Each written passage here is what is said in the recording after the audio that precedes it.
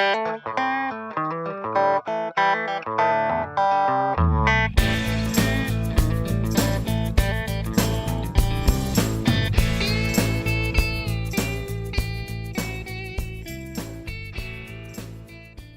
now for something completely different.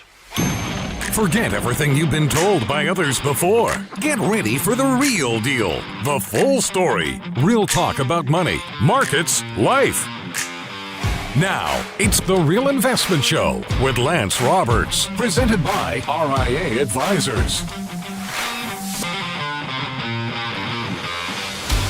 And welcome to the show this morning. Of course, it's Thursday, second best day of the week.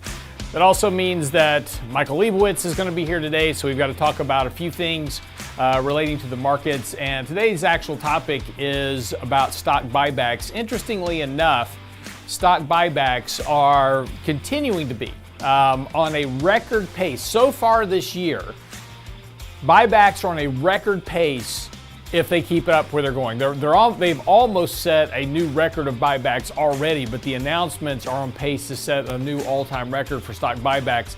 And once that you back out the institutional selling of stocks, which has been going on, corporate share buybacks make up almost 100% of the net purchases of stocks this year. So again, it's very important, and this is why we've talked about recently that there's this big performance gap between large cap stocks and small and mid cap stocks over time. And that's because small and mid cap companies can't commit to the level of buybacks that large caps can. They just simply don't have the cash coffers for it. So again, one of the underlying pinnings of this market that has been, and really since 2011, so this really started mostly coming out of the financial crisis, where this acceleration of buybacks has taken off.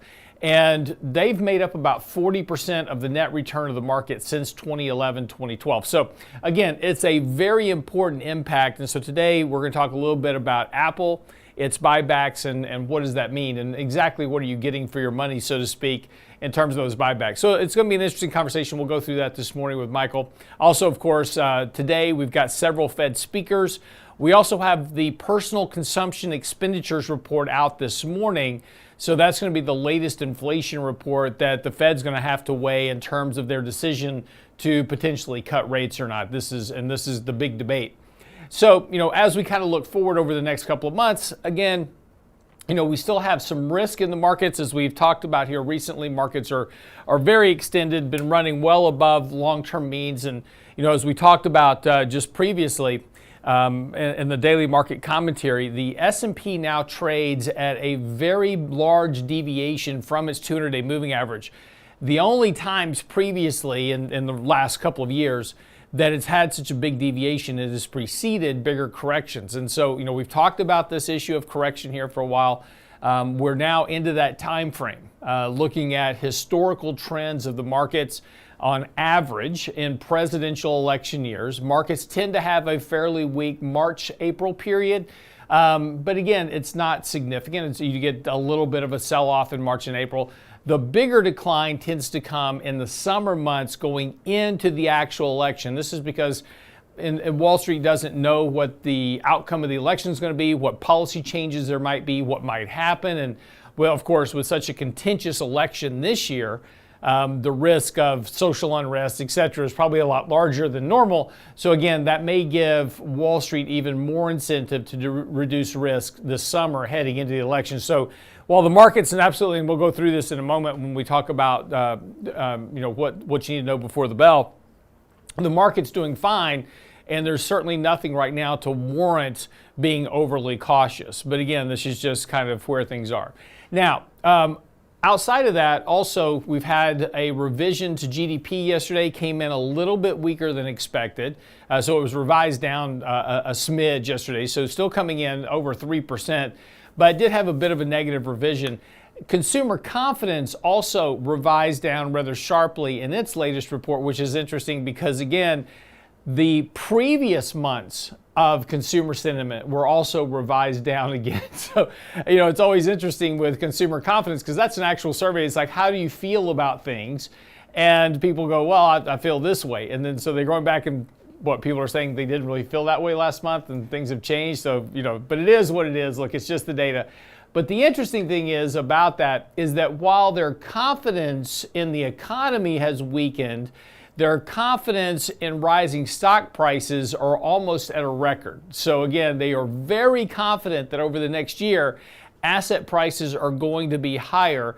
And that's really an interesting dichotomy relative to their expectation of the economy, considering that the economy is where the earnings and revenue growth comes from for stocks. But see, this is just kind of the disconnect that we get as investors as we get, kind of into the financial markets and markets are doing these kind of exceptionally bullish things. It tends to permeate into our outlooks, and it's like, okay, I have an outlook about the market that has absolutely nothing to do with the economy because the market's going to do whatever it's going to do all by itself.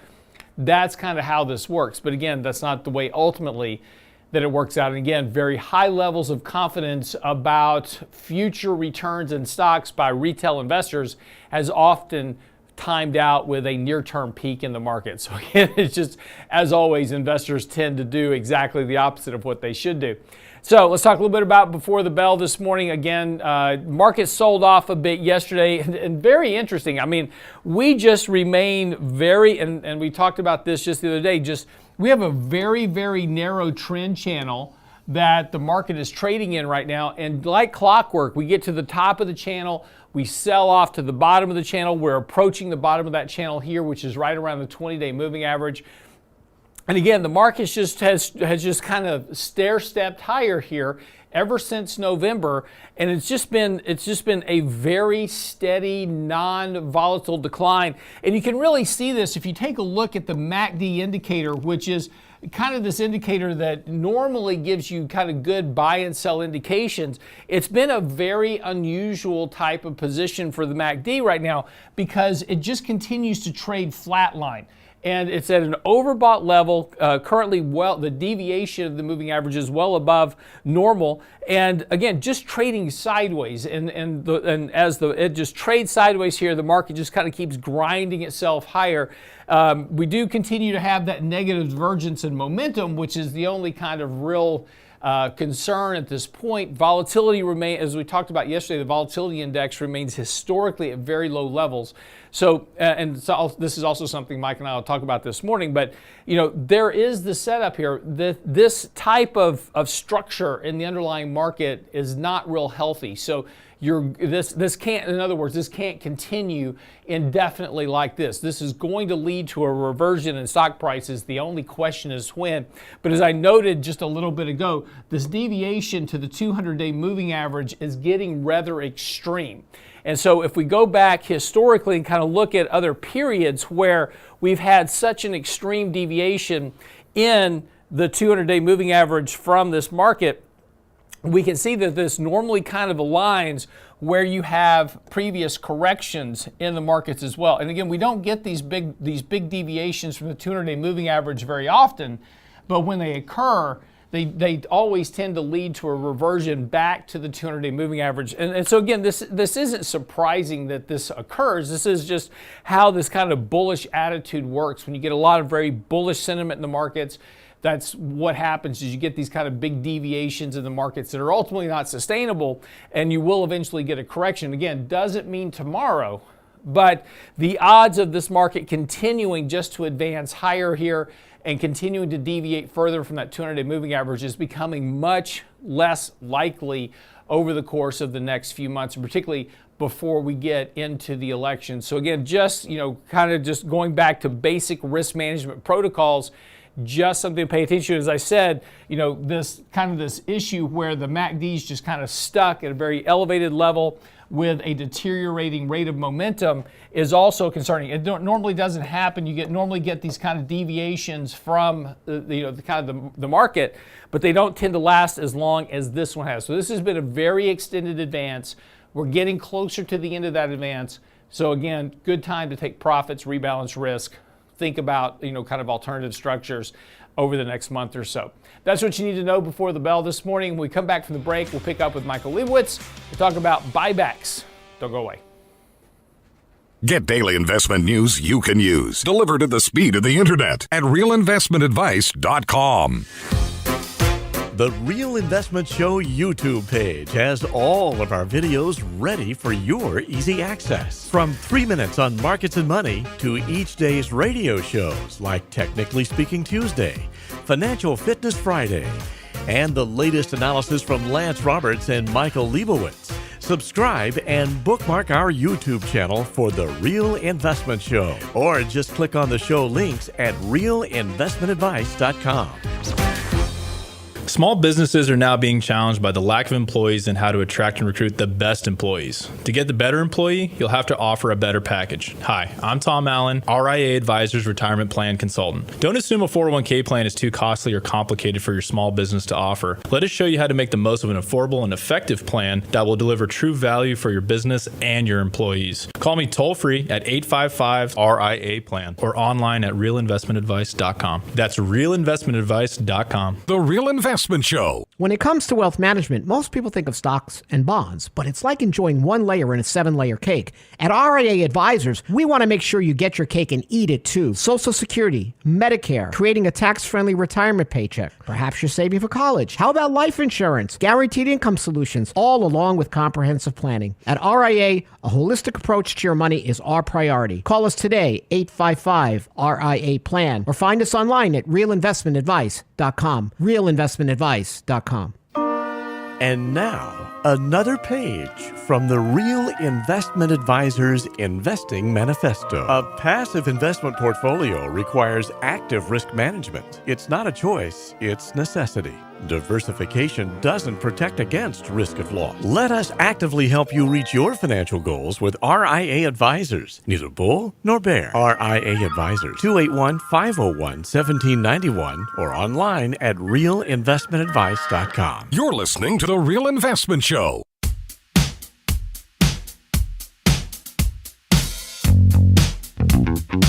Or bear. RIA.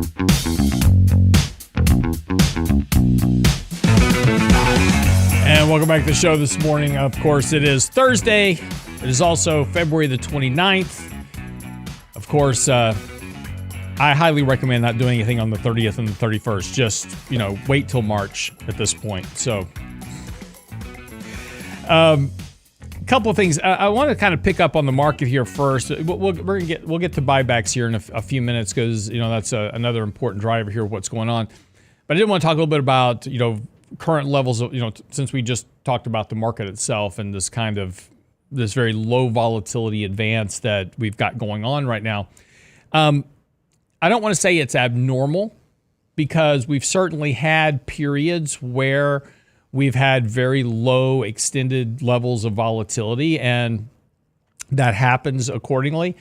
What are you doing? You had a monitor on your computer, and I was getting feedback in it, and I needed to make sure that when I bring Michael's audio up, gotcha, I don't have you talking to yourself. I gotcha. Okay, So I'm just checking. I'm just taking care of you. You're over here messing with my stuff. And if you hadn't said anything, nobody would have known because I was out of the camera shot. I know, but you're bugging me, breaking my train of thought over here. Taking care of you, man. Okay. I love you, dude. Anyway, thanks. Appreciate it. I'm going to sneak over to your house on the 30th. Come on. All right. Anyway, we've had these periods of low volatility before in the markets, and again, volatility in terms of kind of how you want to measure it, but volatility in general has stepped down, so to speak. In other words, we've been, having a lower level of volatility. So we've gotten to this very complacent market structure, even really during previous kind of crisis-related events in the markets over the last couple of years. We've had small increases in volatility, but nothing to the degree that you're expecting, especially, example, 2022. So during that decline in 2022, yes, volatility went up, but it never reached levels like we saw during the financial crisis or during, kind of bigger correctionary markets. So we've had this very high level of complacency. And all during 2022 is always interesting because even though the market was going down, there was this ongoing demand for, when's the bottom? I got to get in. I don't want to miss the bottom of this correction. I've been waiting for this since 2008, right? So finally the market's correcting. I got to get in. And so with that fear of missing out prevalent in the markets, even during the decline, it never allowed volatility to spike up to what you would expect during correctionary periods. So again, just this very complacent market that we've gotten into. And Mike, I mean, you and I have talked about this before. You've kind of written about it lately. What's going on with volatility is a function of what is happening in the options market. And right now there's no fear of a correction or a crash of any size at this moment. Right. Think about it, volatility as insurance, and it's portfolio insurance. And when there's demand for insurance, the price of insurance goes up. And when there's no demand, the price goes down. But on top of that, a lot of traders, some investors short volatility. So they're betting that the market will stay complacent and they can essentially make some decent passive income as long as the volatility stays complacent. So on top of a lack of demand, what you also get in complacent markets is more and more short bets on volatility that push it down further. So right now, we're at some of the lowest levels we've ever seen. But in our commentary this morning, we point out something very interesting. Volatility, because volatility is, again, like insurance, it tends to be negatively correlated with the stock market. When the stock market is rising, like it has been, very gradually and at a nice pace, very predictably, no one wants insurance. Volatility goes down. So stocks up, volatility down. Conversely, when we start to see signs of trouble, people bid for volatility, its price goes up. And recently, over the last 2 months or so, we've seen volatility still at extremely low levels, but trending higher, albeit at a kind of a snail's pace. At the same time, the stock market has been trending higher as well. And that is to have the two become correlated. In other words, they're moving in the same direction is rare. And we point out in our daily commentary, I think it's happened 11 times since 2017. Mm-hmm. 5 of the times such a positive correlation has called the peak of the market. 3 or 4 of them, they were just false alarms. And a couple were a little bit early calling the peak of the market. So, volatility is very low, but it's something we should always keep an eye on, especially how it's moving compared to the market, because what it's kind of telling you today is that there may be an underlying fear from some investors that the market's getting ready to peak at some point. They're starting to buy insurance while it's cheap. It's like buying insurance for your property in Texas or Florida, buying house insurance in January versus waiting for August when it's storm season. Right. So, that's kind of the state of the volatility market. Right now, there's nothing overly concerning, but just the fact that they're moving together is just another signal that the market's getting a little lofty here. Right. I think there's an important point, though, that we need to underscore here, because, again, if you kind of look at the data you just put out there, like 5 times it was the peak of the market, 4 times it was a false alarm, 5 times it was, close to a peak, whatever the numbers worked out to be. But so, 5 out of 11 times it was a precise indicator of a correction in the market. So just from that percentage, you go, well, that's not a very good indicator to watch. Right. But this is one of the issues we talked about before about technical analysis and the mistake that investors make with technical analysis and looking at an indicator and go, well, it didn't work last time, so it must not work anymore. Technical indicators of any type, and we can put the volatility index into the technical indicator category. But technical indicators are not necessarily always precisely accurate. Like every time this crosses, you're going to have a correction. Sometimes that doesn't work out that way. But what they do tell you is they tell you that you're probably within the range of time that a correction or a buying opportunity. I mean, if we're talking about the inverse of this, as well with technical indicators. When they're extremely oversold, you're probably within the realm of the range of beginning of a rally. And again, we can go back to October of last year as a good example. Indicators were very negative. Markets were going down. Everybody just assumed, and the general consensus was this market's just going to keep going down. We were writing articles at that point talking about this rally that would start in November. We laid out all the reasons why we'd have a rally starting in November, but we got a lot of pushback on that. And of course, we've had the rally since November. And same thing here is that these indicators are never perfect, and you should never try to manage your portfolio on an indicator, especially one indicator, and say, oh, well, every time this happens, I'm going to be short the market, because odds are, more often than not, you're going to be either wrong early or wrong a little bit late, but it's going to be rare that you're just exactly right. And that's and so these are tools to help manage risk, but they shouldn't be an all-in, all-out bet on one particular indication. Right. And look, they never are all in unison either. So in SimpleVisor, we have our absolute and relative technical scores. We've never hit a score of 1.0 or minus 1.0, which would tell you that all we use, I think, 12 or 13 indicators, that they've all kind of maxed out as overbought or oversold. So there's always some indicator, even in the most bearish or bullish market, that's telling you otherwise. That's saying something's changing here. We're not as bullish as we were. We're not as bearish. So, pay attention to those and see if the number of contra indicators are increasing or decreasing. But like you said, Lance, if there were a crystal ball, we'd be very wealthy right now and probably not be doing this. We'd be sleeping right now. Exactly, be on a beach somewhere. That's kind of always interesting. I always love these. I get these emails all the time. With some promise of, oh, this guy has, he's got the secret to the market, and he'll make you millions of dollars and blah, blah, blah. Well, and just, follow his method, right? Well, if he's got this perfect method, if I had a perfect method for managing money and I never lost money, I wouldn't be doing it for other people. I'd just be doing it myself on my beach somewhere, right? And I own I own my own beach. So right, and you wouldn't just do it just because it's for you. You would do it because the more people that know it, it would eventually get ruined. Correct. So you definitely wouldn't share the perfect method, right, which doesn't exist. But yeah, well, I think that's such a great point, because if the more that people understand a particular market arbitrage, whatever it is, they'll always get emails like, well, why don't you just sell the stocks buy the stocks right before the dividend date and sell them right after the dividend date, just collect the dividends. Everybody knows that, so it's all arbitraged out of the market.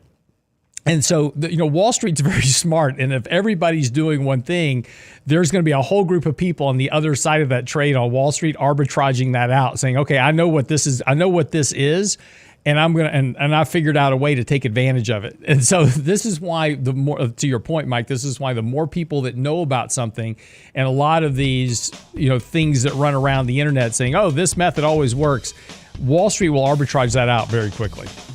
Of course. Any easy money is going to be rooted out of the market quickly. Exactly. And kept on Wall Street. Exactly. Don't let that escape. Speaking of keeping money on Wall Street, let's talk about Apple and buybacks when we come back from the break. Don't go away. Life is an illusion. Can't you see that love is everywhere? Step into the confusion. Can't you hear the sound that's in the air? It's rock and roll. It's rock and roll. It's rock and roll. It's rock and roll. It's rock and roll. It's rock and roll.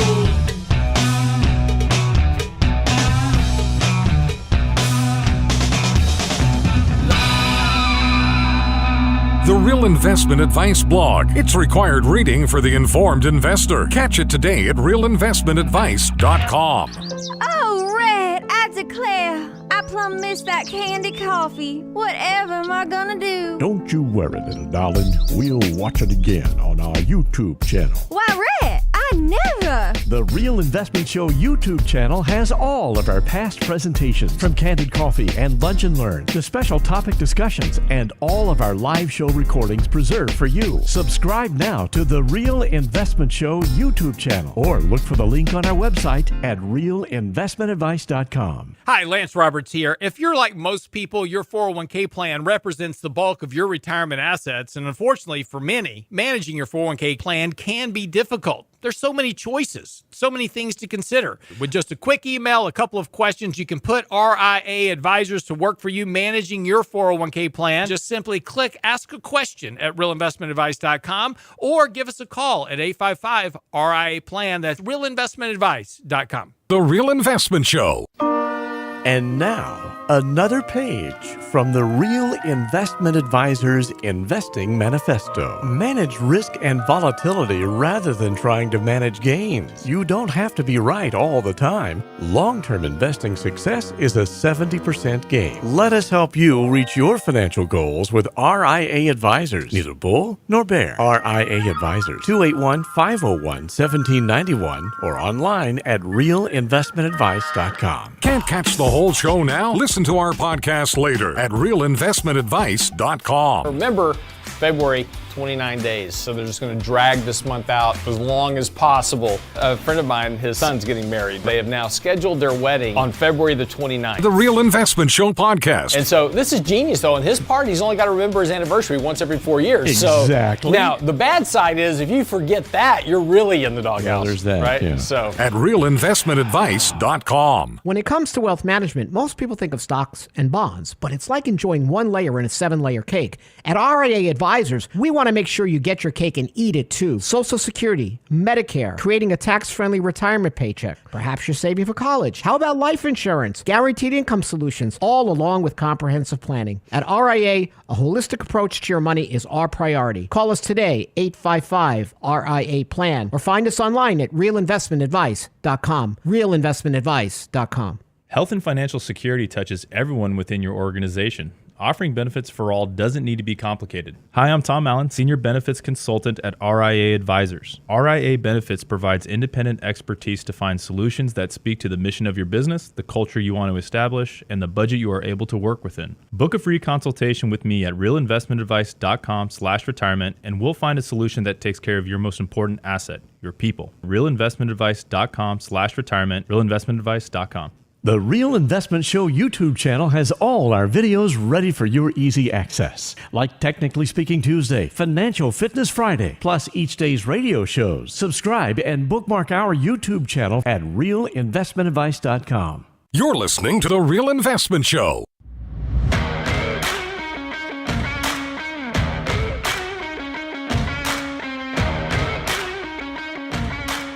So we're going to talk a little bit about buybacks and, are they actually good for the shareholder? And again, this is something that has been going on at an increasing rate over the course of the last really kind of 8, 9, 10 years in particular.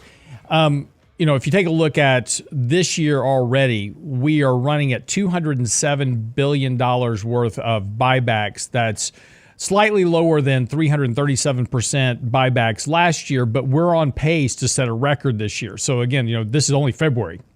Yeah, there's an extra day in February, but this is only February, and we're already almost at a record. And again, already at levels that are equivalent to the previous peaks in 2020 and 2021, kind of during the whole mania of the market. Also, I'm going to switch to one more chart here, Brent. And this is what I was talking about this morning, is that if you take a look at the net purchases of buybacks, right? So if you take a look at stock, who's buying stocks and who's selling, institutions have been selling stocks. So stock ownership by institutions is down about 6-7%. So if you take the corporate share buybacks who have been buying stocks, that's up almost 15. So if you subtract out the difference between the corporate share buybacks, the institutional selling from the foreign and the retail buyer, basically 100% of the net purchases of stocks going back to 2009 has all come from corporations. And so this is, of course, this has been one of the reasons why the market just inherently just moves higher over time. Kind of has this incessant kind of bid underneath stocks as corporations continue to come in and keep buying these stocks. Now, the SEC did an investigation that said, okay, well, who really benefits from all these shares and all these share buybacks? Because one of the memes of the market is, well, when companies do share buybacks, that's returning capital to shareholders. Absolutely not true. You didn't get a check in the mail. If you want to sell your shares of stock, you don't have to wait for the company to buy shares back. You can sell them any day of the week, just on the open market. What the SEC found is obvious, is that it's the insiders of the company that are selling their shares back to the company to redeem stock option programs and those type of things. And so this is why we continue to see this acceleration of executive wealth, where these companies do large buybacks and continue to put a bid under the stocks. Because, of course, it also helps improve earnings per share. If I reduce the number of shares outstanding, it improves my EPS. And this is particularly important for companies that are having difficulty, and this is the key sentence here, growing revenue. So, Mike, you just did an article on Wednesday. It's on the website now, talking about share buybacks, and particularly as it relates to Apple. This is kind of one of the interesting things. Apple continues to have this bid in the market, so to speak, and yet, revenue growth has not been phenomenal. So how do you kind of equate the two? Right. So we've done a lot of articles on buyback. So this time I thought I would take a slightly different approach and look at it through Apple stock. Because Apple, what do we think of Apple as? A growth technology company, right? It certainly is a technology company, but it's really not a growth company. If you look at its earnings, not earnings per share, but earnings, they're growing at the same pace as the market. They're not growth, which should be decently above the market. Like we think of NVIDIA as hyper growth or Microsoft as good growth. They're growing at a relatively quicker than the market. So why are investors paying a high premium for Apple, right? They should be paying the same price to earnings ratio or other, whatever, pick your ratio that you like, similar to the market, because its cash flows are similar to the market. Well, that's where stock buybacks come in handy. And, I think it's important to realize that what's the price of the stock? And if we say Apple, someone will say, oh, it's $1.80 a share. And that's correct. That's how we quote stocks. But the real answer is Apple's worth, what are they, 2.8 trillion now? Mm-hmm. 2.9 trillion. That's the market cap. If you wanted to buy the company and buy all the shares back, it's going to cost you about 2.8, 2.9 trillion. So hypothetically, Apple comes out today and says they're going to buy back every single share except for one. There'll be one share outstanding. Well, the value of Apple hasn't really changed. It's still worth 2.9 trillion, but now there's only one share outstanding. Whoever owns that share has 2.9 trillion. Owns 2.9 trillion. So that just shows you how buybacks increase the price per share, not the value of the company. But as investors, all we care about is the price per share rising, because that's what we own. So it's interesting when you look, Apple started buying back shares in 2013, and they've done it at a pretty strong pace. And, that's one reason Warren Buffett likes the company. Mm-hmm. It's not their growth. It's the fact that they're buying back shares, giving money essentially indirectly back to shareholders. If you look at their earnings per share,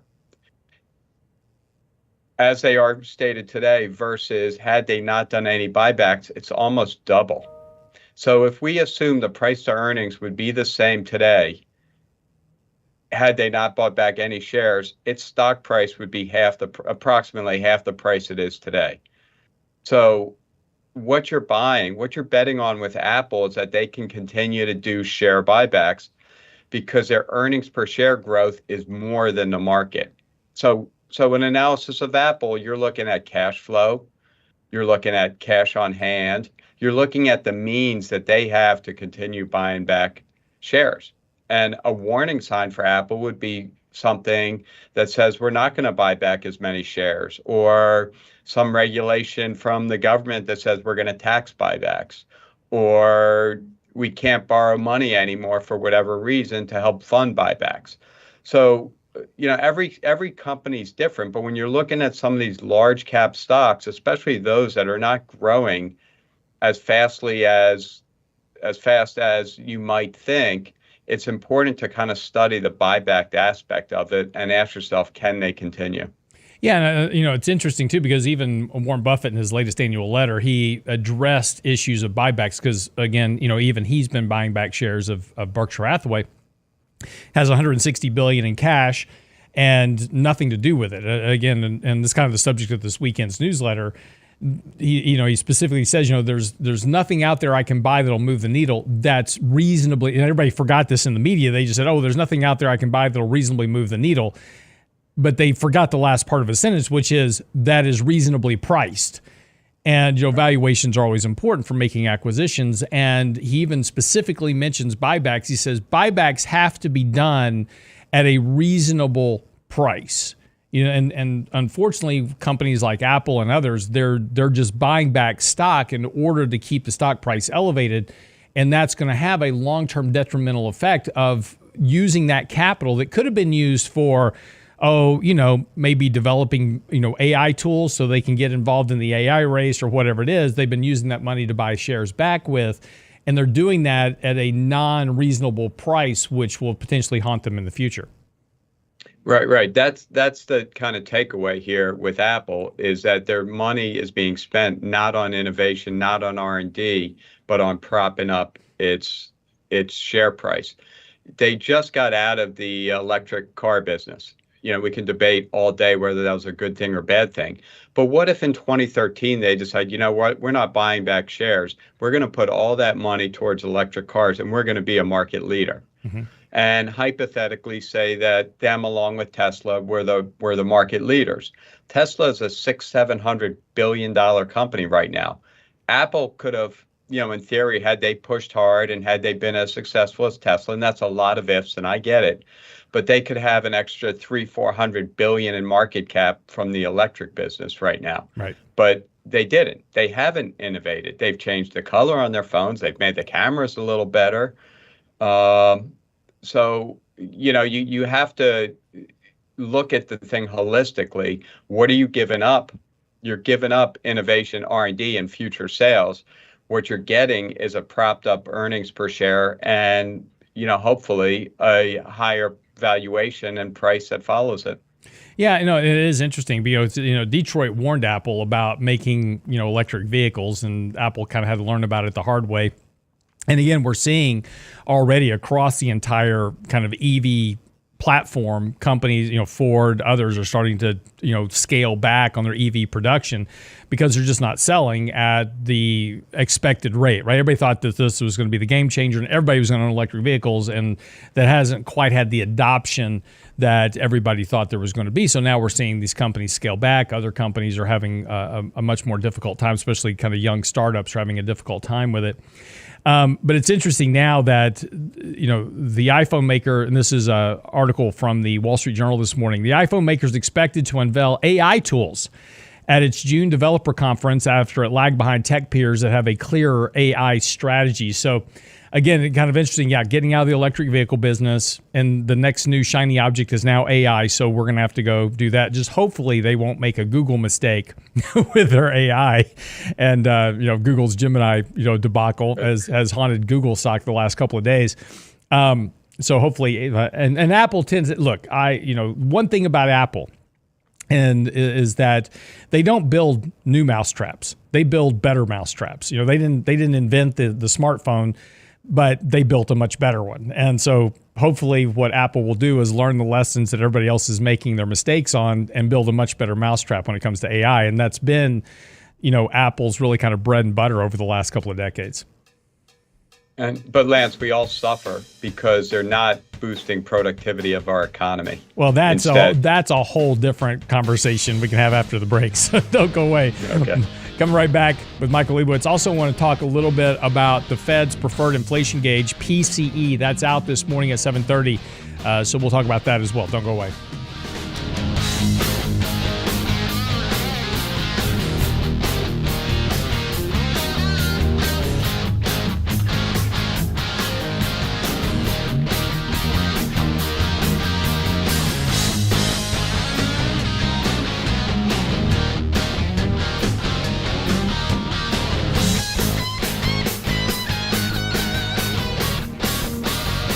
Get daily investment news you can use, delivered at the speed of the internet at realinvestmentadvice.com.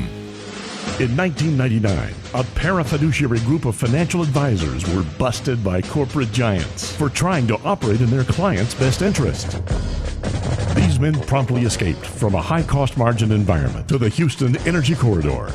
Today, still excoriated by their former employers, they survive as protectors of others' fortunes. If you have a problem about preserving capital, if no one else can help, and you can find them right here, maybe you should hire the RIA team. When it comes to wealth management, most people think of stocks and bonds, but it's like enjoying one layer in a 7-layer cake. At RIA Advisors, we want to make sure you get your cake and eat it too. Social Security, Medicare, creating a tax-friendly retirement paycheck. Perhaps you're saving for college. How about life insurance, guaranteed income solutions, all along with comprehensive planning? At RIA, a holistic approach to your money is our priority. Call us today, 855-RIA-PLAN, or find us online at realinvestmentadvice.com. realinvestmentadvice.com. The Real Investment Show. Small businesses are discovering that attracting and retaining top talent come down to more than just salary. In today's highly competitive job market, compensation is more than just wages. Hi, I'm Tom Allen, RIA Advisors Retirement Plan Consultant. Healthcare and retirement plans can make the difference in hiring and retaining the best employees. We can show you how to build an affordable, effective employment package that delivers true value for your workers and your business. Call me toll free at 855-RIA-PLAN or online at realinvestmentadvice.com. And now, another page from the Real Investment Advisors Investing Manifesto. Bulls win in bull markets. Bears win in bear markets. Eagles soar above and take advantage of opportunity. Let us help you soar as you reach your financial goals with RIA Advisors. Neither bull nor bear. RIA Advisors, 281-501-1791 or online at realinvestmentadvice.com. You're listening to The Real Investment Show.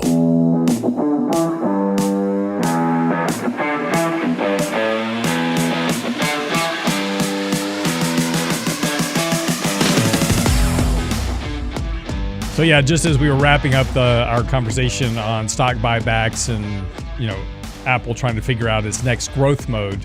And again, this is the big story, right? I mean, so Apple's been buying back a lot of shares. Revenue growth has not been really supportive of that. If you take a look at every valuation metric of Apple, whether it's EBITDA or price to sales, price to revenue, price to cash flow, whatever, they're all in the 85 to 95% valuation range. They're all at the very upper end of the range. So the earnings growth, the revenue growth for Apple has been stagnating over the last, few years. And this is just simply because, like Mike said, innovation hasn't been their strong suit. It's been, hey, here's a new phone. We're going to charge you, $500 more than last year, and it's got a neat new cover on it, right? But if you really think about the Apple iPhone as an example, iPods or whatever it is, all their products are great, but there's not been really big new innovation over the last several years. So they're looking for the next big innovation trick. So they thought it might be cars. That turned out to not to be the case. So now they're going to turn their attention to AI, which is probably a much better decision in terms of investing capital, R&D, et cetera, and trying to build a better mousetrap when it comes to artificial intelligence. But again, as Mike pointed out, there's a very dark side to that. Economists will come out and say AI is great because it'll increase productivity. What Mike was alluding to, and I'll let him finish this conversation, is that there's a dark side to increases in productivity. Mike? Yeah, so I was kind of going in general, right? Productivity growth is really what drives the economy. It's a combination of productivity growth and demographics. And demographics in this country are still contributing to economic growth, but less so every day, as our population grows slower and slower and eventually could decline. And it has to do with the age of the population as well. But productivity growth is the big one. And that's what made America the economic powerhouse it is. Our capitalism incentivizes productivity. The more productive you can be, the more profits you can make. So what share buybacks do is take away from that incentive, right? Mm-hmm. Cook is deemed a genius for what he's done at Apple, but what he's really done is boosting the share price. That's what he's done. He's innovated. Like you said, he's made some great products, but they're he's piggybacking on everyone else. They haven't really invented. To be fair, it was Steve Jobs that Fair. that did the innovation. Tim Cook has been, the ship was already out in the ocean, and Tim Cook took over navigation, and he's done a good job navigating. But under his tenure, what big innovation has there really been? Right. And look, I own an Apple. I have Apple products. Loser. I like the products. I think they're great, but they're not innovating.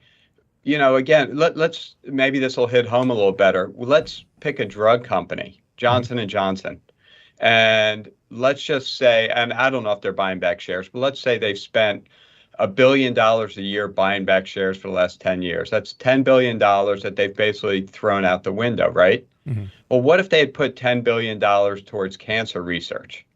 Might they have found a cure for some forms of cancer or some other diseases that would make people more productive? They can work more. They're not in they're in a hospital less. So, when they're buying back shares, they're not innovating. It's not going to R&D, and I think has nothing to do with the stock itself. It has to do with the whole economy and the growth rate of the economy, and that's one of many reasons. That's not the only reason why productivity growth in this country is continually slowing down, despite new innovations. Yeah, and look, that's troubling. Yeah. Another good example is Boeing, which spent, billions of dollars on buybacks, and we had to bail them out during 2020 because they didn't have enough cash to keep themselves in business when we shut down the economy. And maybe if they had developed more money, put more money into R&D, their doors wouldn't fall off. So right. They should have done R&D on doors. Exactly. Or the planes wouldn't crash. Those little things that kind of matter. But I mean, this is kind of the interesting thing that, we're going to deal with. Look, we're going to run out of time here, so I need to switch gears. Today is the PCE report, which is probably one of the more important inflation gauges, even though the media kind of focuses on CPI in particular. It's like, oh, here's the CPI report. PPI is also important, the producer price index, but PCE is really important in terms of what the Fed does, because they looked at they really kind of focus on trimmed mean PCE, which is PCE is personal consumption expenditures. Personal consumption expenditures as a whole make up about roughly 70% of the GDP report. So the change in prices and personal consumption expenditures is kind of important to that. So that report's expected out this morning. Could be a little bit hotter than, maybe the market's expecting if it kind of follows trend of the CPI and PPI. But, again, anything in particular that you're kind of looking at there or that, may worry the Fed a bit? Well, I think the market is worried, right? We had CPI, PPI, and a couple random type inflation reports that are showing that inflation, characterize it how you want, whether it's sticky or starting to rise a little bit. So the market is kind of worried about PCE, that it's going to show the same thing, and that's further going to cement the Fed that they're not going to cut rates anytime soon. But, while PCE will be higher than it was last month, it may be below expectations just because everyone has raised those expectations for PCE. Mm-hmm. So the market, even though we may get a hot PCE number, if it's less than expectations, the market, both stock and bond markets may do well on it purely because of where it comes in versus expectations. But again, what we really focus on with all these inflation numbers is the trend. Where's the trend going? And, while the market will hyper focus on these numbers, it's 1 month of activity. We'd like to see 3 or 4 months to see where the trend's going and understand how sticky inflation really is, or is this just kind of a seasonal temporary pause here, as inflation continues to decline. Yeah. And also too, one thing that we always say is we look at these one specific numbers, and then, 6 months from now or a year from now, we'll revise all this data. And, especially if we happen to at some point, in the next year or so have a recession, we'll come back and revise all these numbers and go, oh yeah, well actually things were a lot lower than we thought they were, because again, this is a very imperfect calculation, as you've talked about before on the show. You know, inflation where you live is different than inflation in Texas, and it's different than in California. You know, my age and your age is different than a young millennial that's growing up trying to raise kids right now. You know, so inflation is very, very difficult to gauge, but yet as investors, we're taking these reports as gospel, and then we're looking at the Fed going, well, this report said this. What are you going to do? And this is the problem with where we've gotten into the markets, that we're not in, you know, none of this really should matter, because we should be buying companies because of valuations and fundamentals and what the company's doing and all these type of things. But we have so many artificial influences now, stock buybacks and the Federal Reserve and what monetary policy is going to do, is that we don't even focus on the fundamentals anymore. It's just, what is this report going to mean to the Fed's actions? Are they going to cut rates? Are they going to give me more easing and more monetary accommodation or not? And that's not really investing. That's just gambling, but that's where we've gotten to in the markets. Right. And maybe this is a good topic for next week when we talk, but there's so much leverage in the system that we've become so dependent on the Fed to set interest rates, to provide liquidity to the markets, that the Fed has become all-encompassing. And, you know, unfortunately, it's probably what we should be looking at, because if that leverage goes away, there has to be mass selling of financial assets. So the Fed won't let that leverage go away. So they have to continually more or less pump liquidity into the market and manage interest rates very closely. And therefore, we have to kind of hang on every Fed word. And when they tell us that PCE inflation is the big indicator that they're watching, well, this morning at 8:30 Eastern time, all eyes are going to be on PCE. And if it's 0.1% higher or lower, markets are going to jump or fall or whatever they're going to do. Right. It's crazy, but that's the state of kind of the financial markets and the economy as a whole. Yeah, unfortunately. And again, you know, you take a look at Q3 GDP growth as an example. It took talking about leverage, took $834 billion in new debt issuance to generate $334 billion worth of growth. You know, right. That's the leverage you're talking about. It takes $2.50 of debt to create $1 worth of economic growth on a quarterly basis. That's not really sustainable. You know, but again, that's where we are right now because of, you know, all these government stimuluses and government spending programs that we've been doing.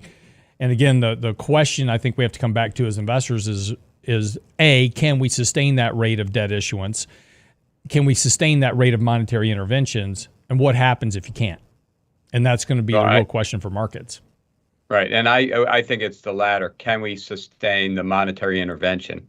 Because we can't sustain the debt, you know, if we were purely a free market. So how much more can the Fed do? And that's the question we have to grapple with every day. Thank you, sir. Appreciate it. That's Michael Liebowitz, of course, joining the show this morning. Anheuser-Busch reporting earnings along with Best Buy, Birkenstock, Dell, Fisker, Hewlett-Packard. So got a few more, wrapping up earnings season here, getting through that. But today we've got two Fed speakers. We got PCE out this morning. So again, this market can do a whole lot of stuff by the end of the day. So we'll talk about it tomorrow. Danny Ratliff, Richard Rosso here in the morning. Of course, be sure to get by the website, get registered for our weekend newsletter. That'll be out this Saturday, talking about Berkshire's dilemma. Will be in this weekend's newsletter. Also, make sure and like and subscribe to this channel. We appreciate you following and subscribing to our channel. Helps keep Brent employed, and he appreciates that. So have a great day. We'll see you back here tomorrow.